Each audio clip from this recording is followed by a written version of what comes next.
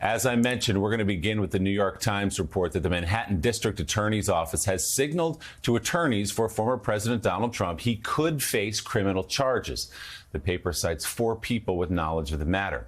It all stems from the investigation by Manhattan DA Alvin Bragg's office into Trump's role in the payment of hush money to adult film actress Stormy Daniels ahead of the 2016 election. Prosecutors now have offered the former president the chance to testify next week before the grand jury that has been hearing evidence in the potential case. The Times reports it would be unusual for a DA to notify a potential defendant without ultimately seeking charges against him. But Trump is likely to decline that offer. According to the paper, the former president's lawyers also could meet privately with prosecutors in an attempt to fend off criminal charges.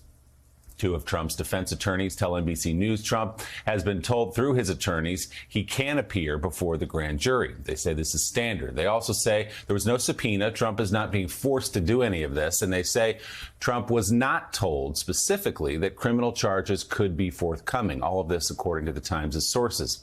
The Manhattan DA has declined to comment on the matter. The former president did issue a statement on social media late last night, writing in part, "I did absolutely nothing wrong. I never had an affair with Stormy Daniels, nor would I have wanted to have an affair with Stormy Daniels. This is a political witch hunt," he writes, trying to take down the leading candidate by far in the Republican Party, while at the same time also leading all Democrats in the polls. Joining us now, former U.S. Attorney and MSNBC contributor Barbara McQuade. Barbara, good morning. It's great to have you on to help us wade through some of this. So what is the significance of Donald Trump being given the opportunity, at least offered the chance to sit and testify before a grand jury? What does that normally signal to you? Well, you never know exactly what's happening in a grand jury, but I think we can make a very strong, educated guess here that it means 2 things. One is that Alvin Bragg is at the end of his investigation, and 2, that charges are very likely. And I say that because typically when you are talking to the target of an investigation, you want to save that person for the end so that you've already talked to all of the other witnesses and looked at all of the other documents so that you can be as informed as you can be before you question that person. It also says to me that it is likely that charges are coming because you would not go through this extraordinary step of inviting a former president to come testify if you were simply going to decline to charge the case after you've heard from all of those other witnesses. It seems that they have reached the point where they have decided, yes, it does appear that charges are likely, and so let's take this last step. And the reason they invite the target in is just to ensure that there's not some other side to the story. It's an opportunity for that person to come in and tell them that maybe there's some innocent explanation for all of this. As you reported, it is typically something that is declined if the person does not have some, valid misunderstanding to explain the whole thing away. And so I think a very fair conclusion is that the investigation is over and that charges will be coming. There's so much swirling around the former president. It's worth reminding our viewers what exactly we're talking about here in this particular case, which is that $130,000 payment in the waning days of the 2016 presidential campaign to Stormy Daniels, a hush money check cut by Michael Cohen, who, by the way, has cooperated in this investigation, spoken to the DA's office many, many times, including as recently as last week. So what specific crimes could we be talking about here, and what would be the penalty?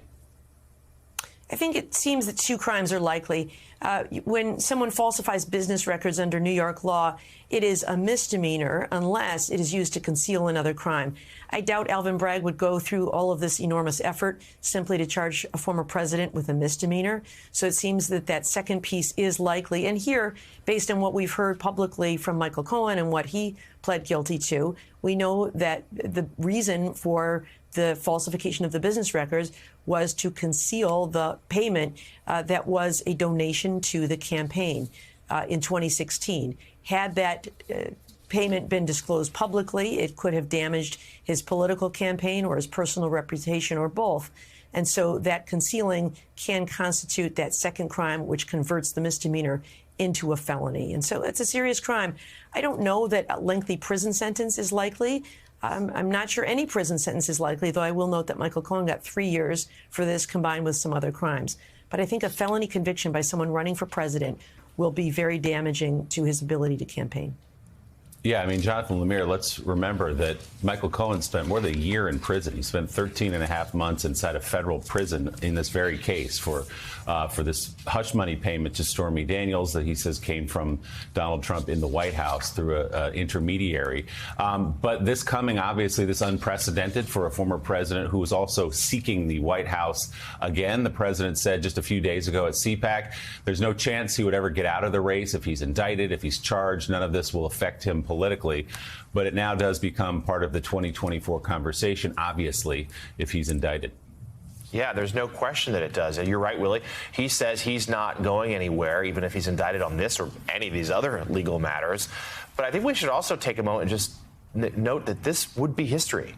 We've never had a former president charged with a crime, indicted for a crime. That's never happened. And we seem to be on the precipice of that now. And Eugene Robinson, let's talk through some of the politics of this moment. Were Trump to be in the weeks ahead, as Barbara signaled, if he is to be charged? Yeah, there would be logistical challenges here. He'd have to come to New York for court dates. He'd have to show up for this and that. He'd have to, meet with his lawyers, things that would distract him from the campaign trail. But I have a suspicion that he'll use this as political ammo. He'll say, look, this is a biased DA in a deep blue liberal city that's coming to get me. An argument, frankly, he could make about Fulton County as well if that were to lead to criminal charges. I think his poll numbers in the Republican base might go up. Well, they very well might, Jonathan.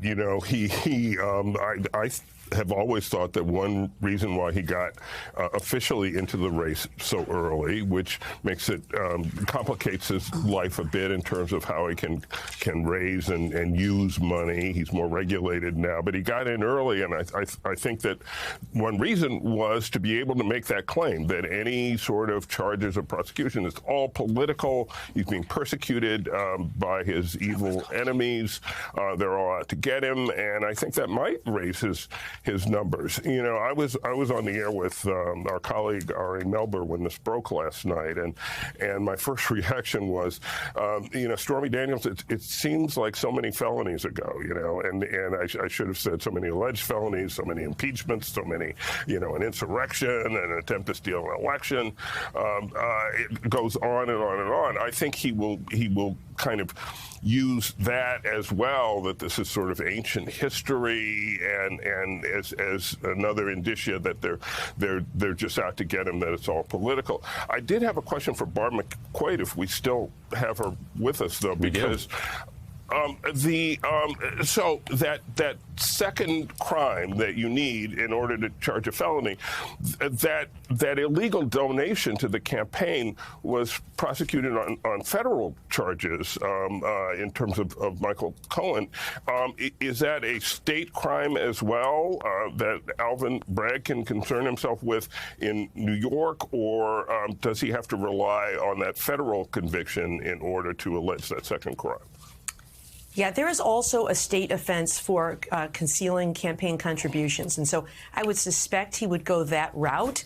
If he were to use the federal offense, I think the law gets a little more complicated. I don't know if he is precluded from doing that, but it seems that the safer route would be to use the state court basis to make it a sound charge. Suppose he could charge both, but I think what seems most likely to me is that he would use that state felony in an effort to conceal as part of his legal theory in this case.